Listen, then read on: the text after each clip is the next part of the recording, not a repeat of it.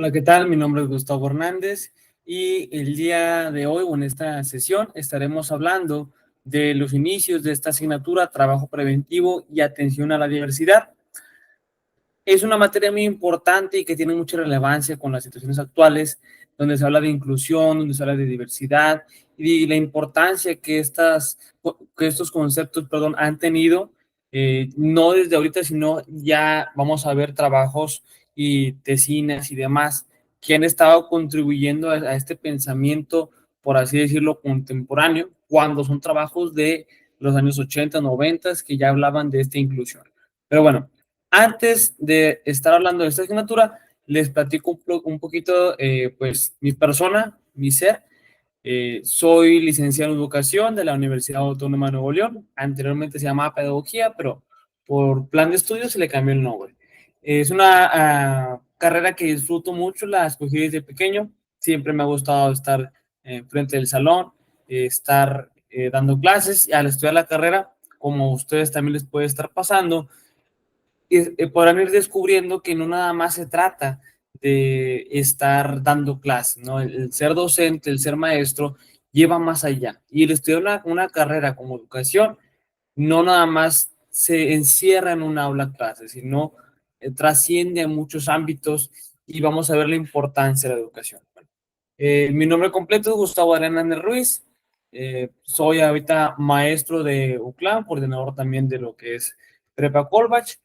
Pasatiempo, me gusta lo que es hacer ejercicio, música, baloncesto y pues otras cuestiones, ¿no? Pero esos a grandes rasgos, mi persona tanto académica como un poquito de lo personal. Nada más era para no, es una entrada, que no fuera una entrada tan fría, ¿no? En ese sentido. Muy bien. Ya mencioné el nombre, como también lo vieron ustedes ahorita por lo que es claro, trabajo preventivo y atención a la diversidad. ¿Cuál es el objetivo de esta asignatura? Bueno, es entender la diversidad y su atención como un elemento básico de ser docente.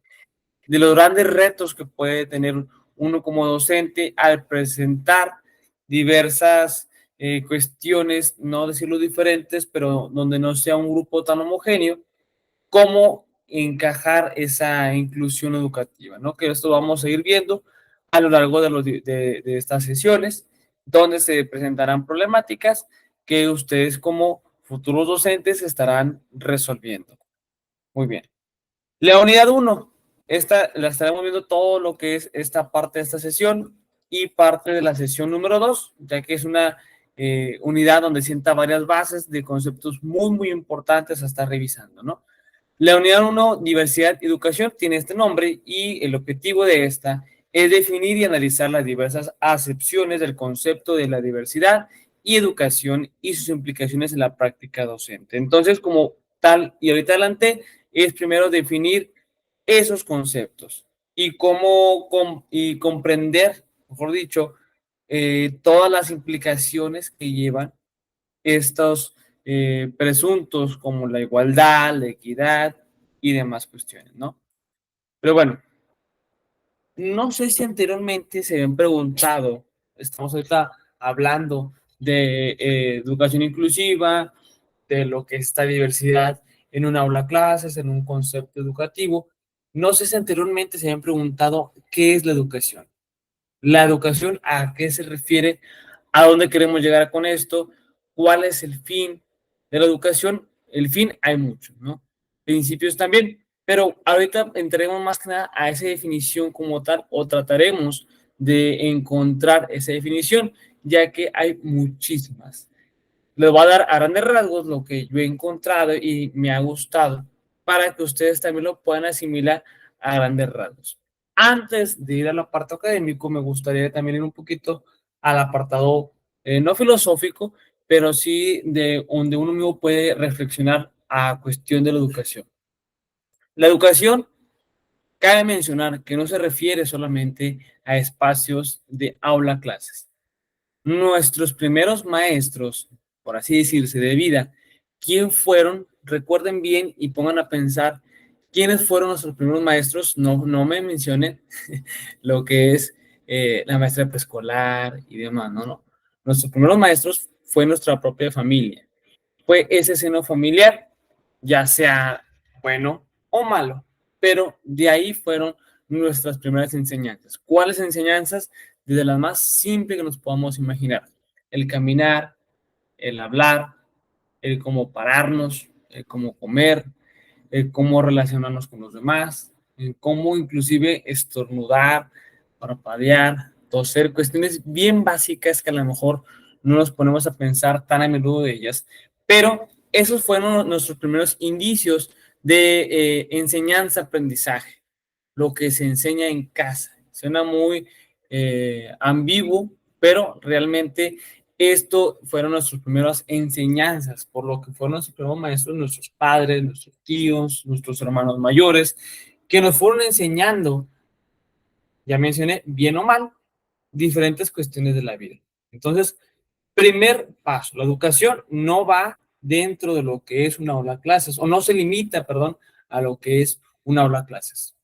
Desde nuestra vida, desde nuestro día uno como nacidos, estamos aprendiendo todo lo que nos rodea. Estamos siendo constantes estudiantes de lo que es la vida. Pero bueno, eso simplemente para ir a ese primer paso.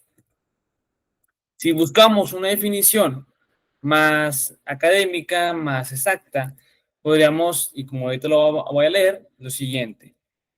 Para establecer su propósito y su definición, es necesario considerar la condición y naturaleza del hombre y de la cultura en su conjunto, en su totalidad, para lo cual cada particularidad tiene sentido por su vinculación e interdependencia con los demás y con el conjunto. Otro gran relación con lo que acabo de mencionar, ¿no? La cuestión de educación con lo que lo rodea.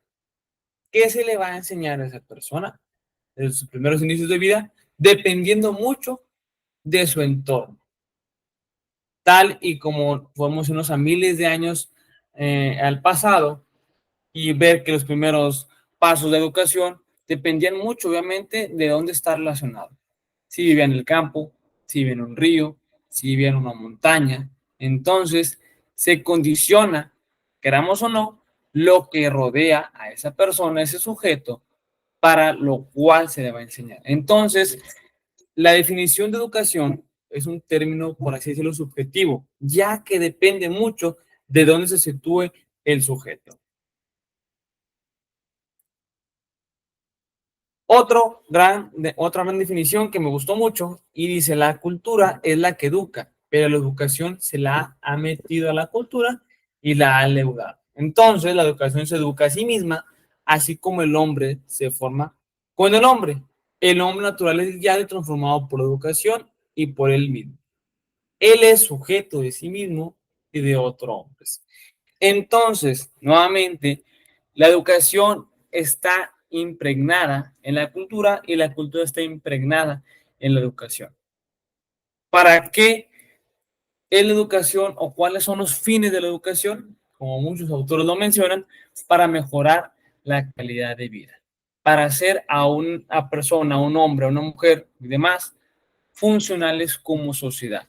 Entonces, cabe nuevamente la educación relacionada con la cultura y sobre todo con la sociedad.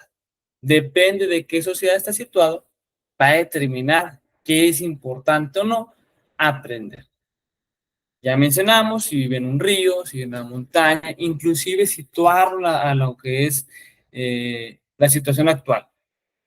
¿Dónde estás situado tú? ¿Qué estás aprendiendo? ¿Por qué aprendes? Lo que aprendes es todo lo que te ha llevado a lo largo de tu vida hasta ahora. Nuevamente, uno de los fines de la educación es mejorar la calidad de vida. De ahí nace algunos de sus propósitos para que el hombre o la persona mejore su situación.